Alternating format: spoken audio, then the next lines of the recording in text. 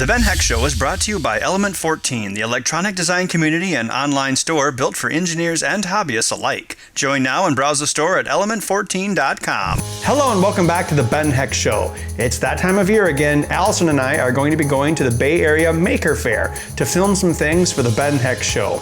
Now when we're there, we need to stay in communication, but ironically, even though you're near Silicon Valley, sometimes the technology doesn't work so great because there's so much of it.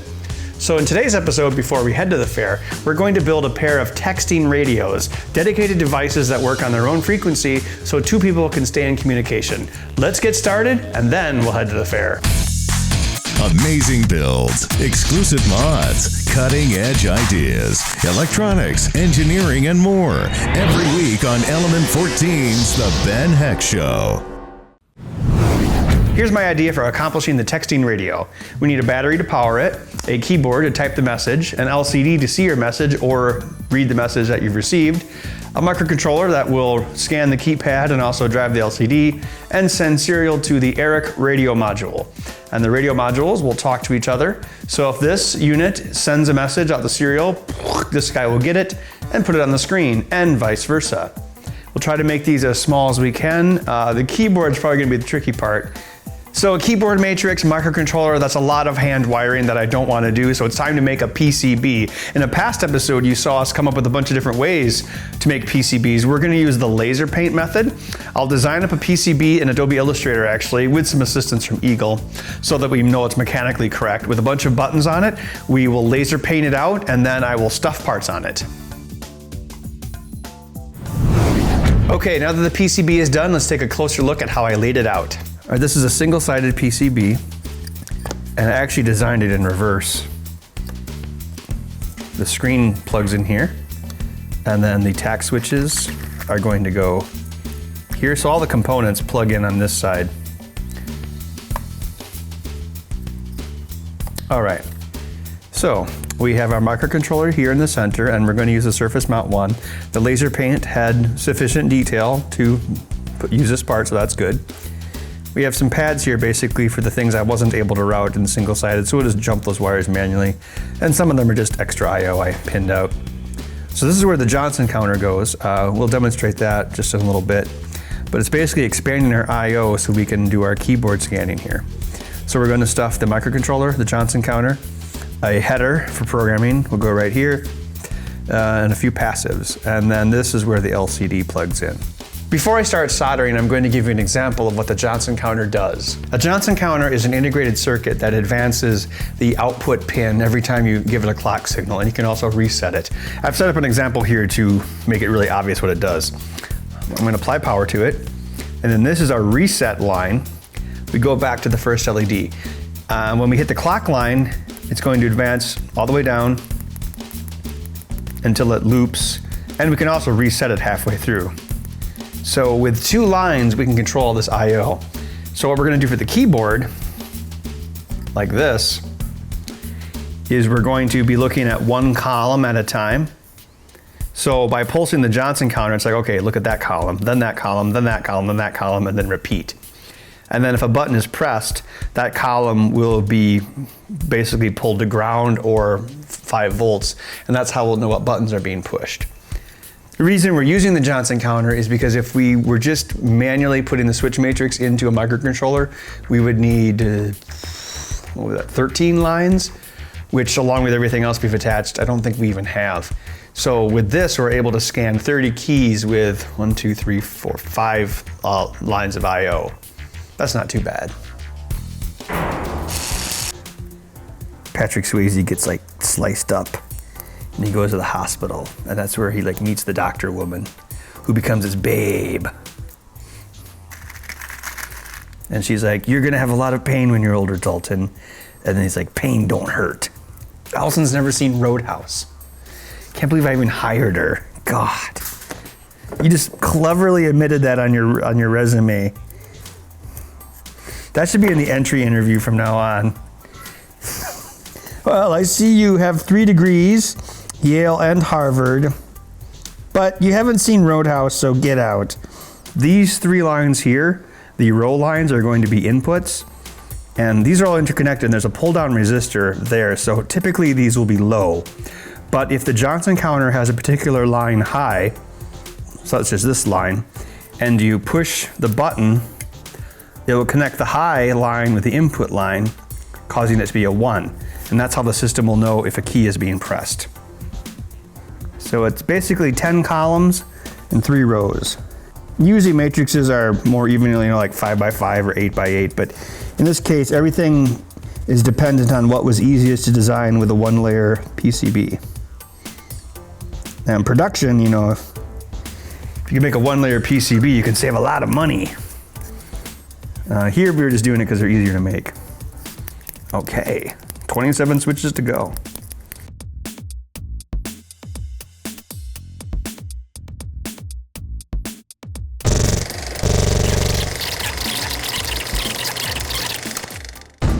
All right, we have the microcontroller driving the LCD. We have all the tact switches attached as the keyboard, and our Johnson counter is in place, and this crystal, well, that was the best place to put it.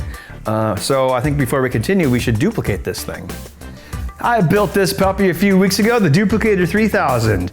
You can duplicate things, make many of them, or randomize. We only have one of these boards, so I better test it first. Randomize Pac-Man.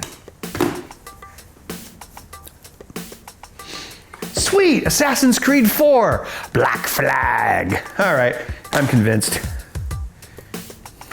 2.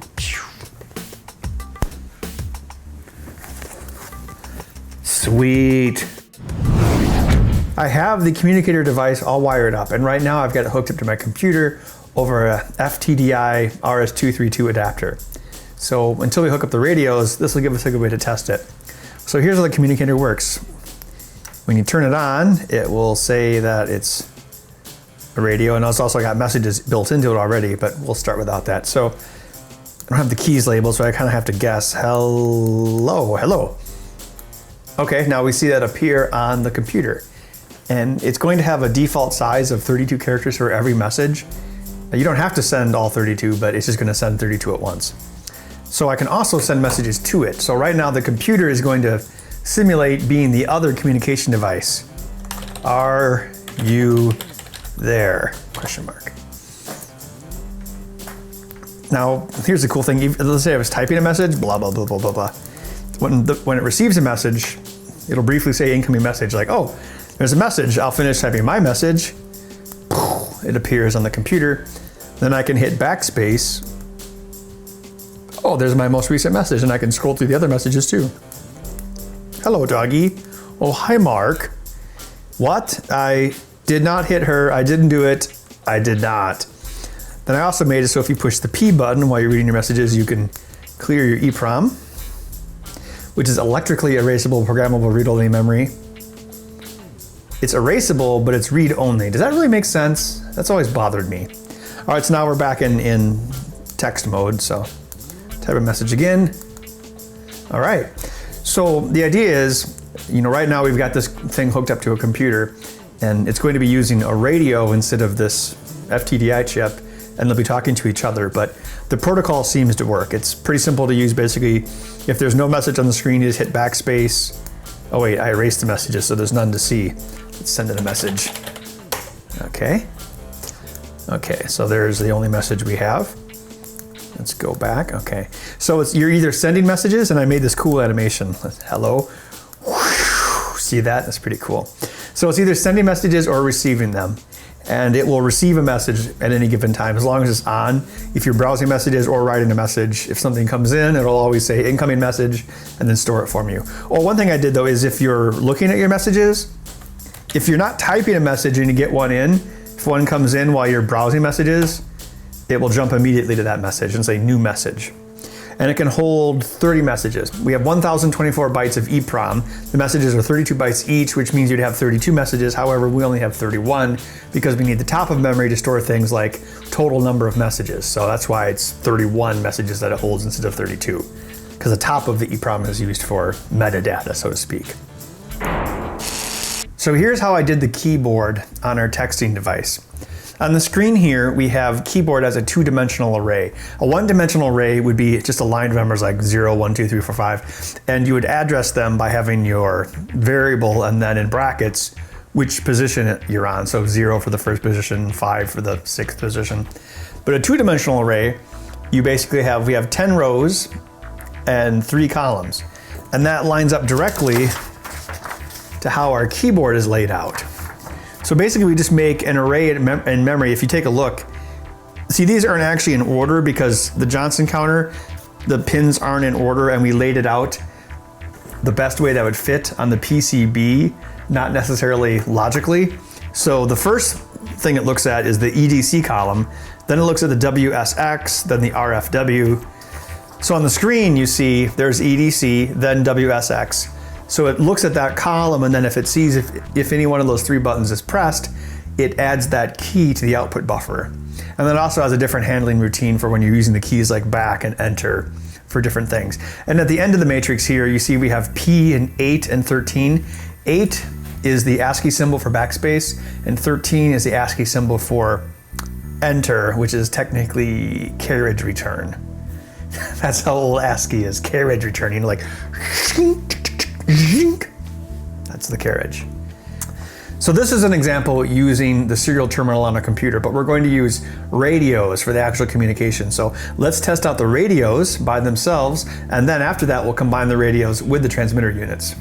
I have the ERIC Easy Radio module from LPRS, and they're the development boards, so we can plug them right into a computer and test them out before we embed them in something. So on each one of my computers here, I've opened a serial terminal, and I have it at 19200, append to nothing.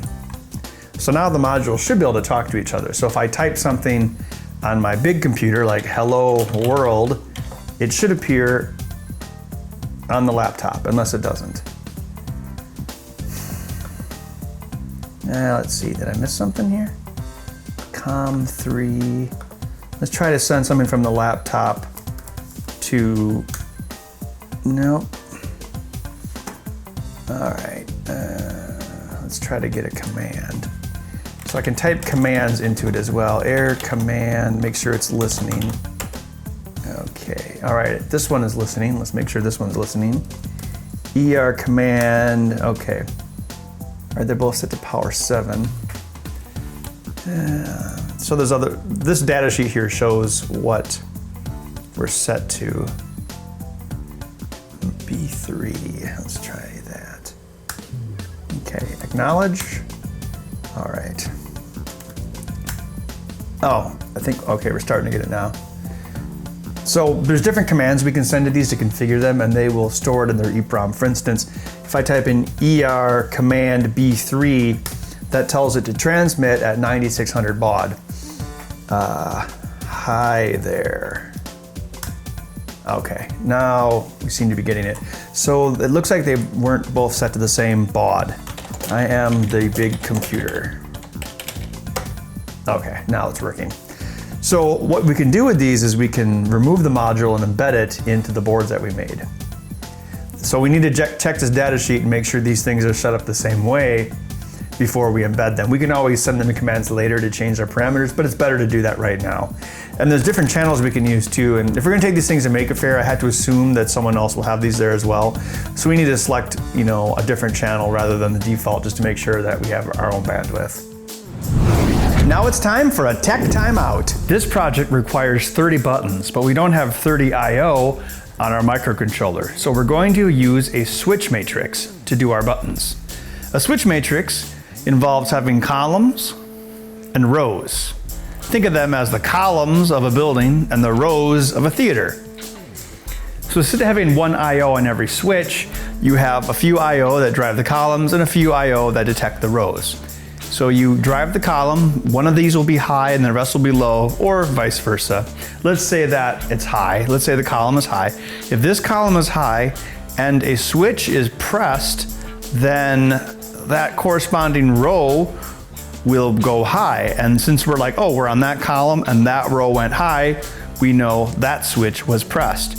Obviously, you can't hit every switch at the same time and have the system detect it, but the columns are strobed so quickly, you'll never know.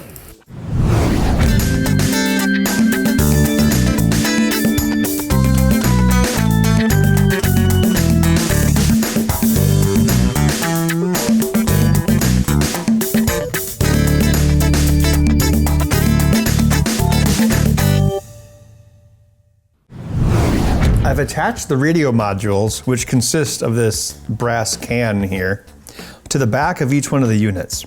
I have 10K resistors going through the transmit and receive lines. This is going to the crystal because the only crystal I had was a large one. I didn't have a small surface mount crystal. Right here, it doesn't actually take much to run these radios. Again, they're supposed to be easy. We have positive voltage here, then we have ground. The radio or the microcontroller inside of them runs at 3.3 volts, but there's a regulator inside of this can, so we can put in 5 volts and it's fine. And right now this is just our temporary antenna, but we're going to reattach these whip antennas probably to the outside of the case. But for now we just have these wires acting as antennas. So this is pretty much everything you need to make the radio units. Here we have a 3.7 volt lithium ion battery, and it's going into this booster circuit which boosts the 3.7 volts to 5 volts. And the 5 volts is what we need for our project. Let me just show you real quick. You just go to the programming header here, switch on the circuit. This is the one that's kind of iffy. There we go. So now that everything works, I'm going to design a case for it. I mean, I've already started designing the case because I had to lay out the keyboard. So I'll measure everything. This is basically how I do it. I take the object and then I just move everything around. Actually, I want to be careful. I don't want to conduct electricity with this. So the battery probably go here, and this can go here. Felix wired these capacitors sideways to reduce the depth. Yeah, that could work. This is probably the best area for it right here. So with this basic footprint, I can start designing a case.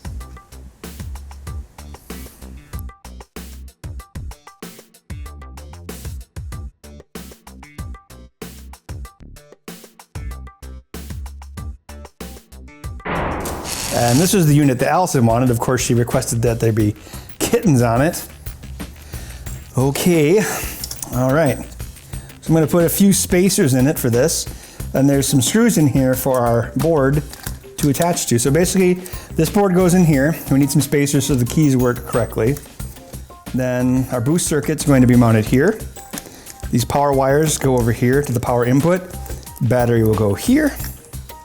And the antenna will go here.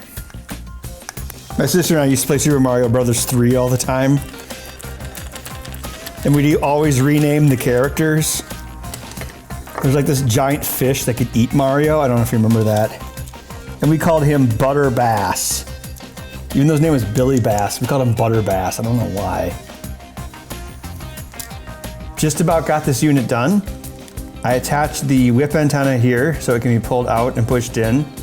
It's not very mechanically sound, but it'll work when it's in a case.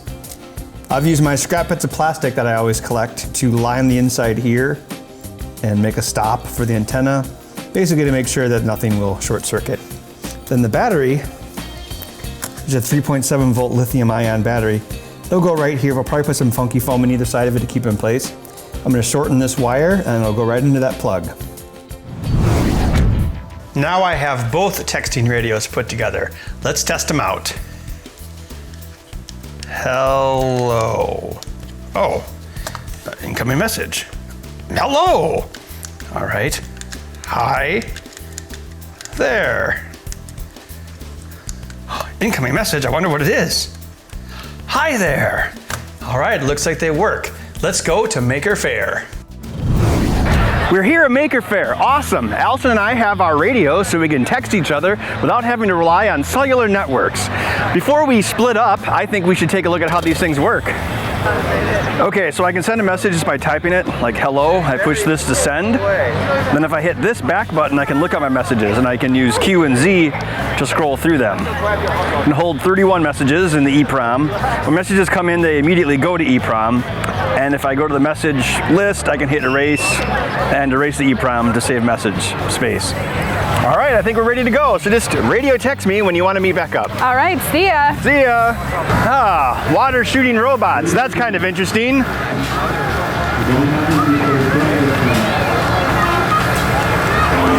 Ah, cool, I got a message.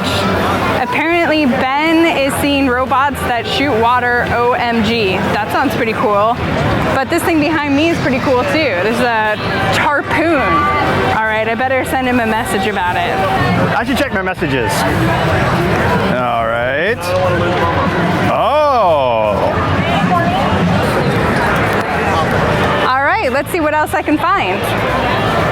Now, this is all very interesting, but I think it's time to meet back up with Alyson. I shall meet her at the funnel cake stand. That's easy to remember. There you are, Alyson. Here I am. I managed to pull myself away from all of the awesome stuff here at Maker Faire. The radios worked well in that regard. Yeah, here we are at the funnel cakes, just as planned. Well, that's all the time we have for this episode, but in the next episode of the Ben Heck Show, we're still going to be here at Maker Faire, doing a scavenger hunt to build a solar-powered hat phone charger. We'll see you then. Here I go. You remember Dr. Mario, where he threw the pills in the jar? He never says that. It's me, Mario. I'm gonna win. Oh! That's gonna get shrunken. The total current draw on this is only about 49 amps. 49 amps? 49? My fingers would be burnt off. You'll never know as long as the camera's rolling, or you can just watch the movie. I rigged this puppy up a few weeks ago, the Duplicator 3000. We can make two of something, many of something, or we can randomize. Like, let's say I want the PlayStation 4 version of Assassin's Creed Black Flag.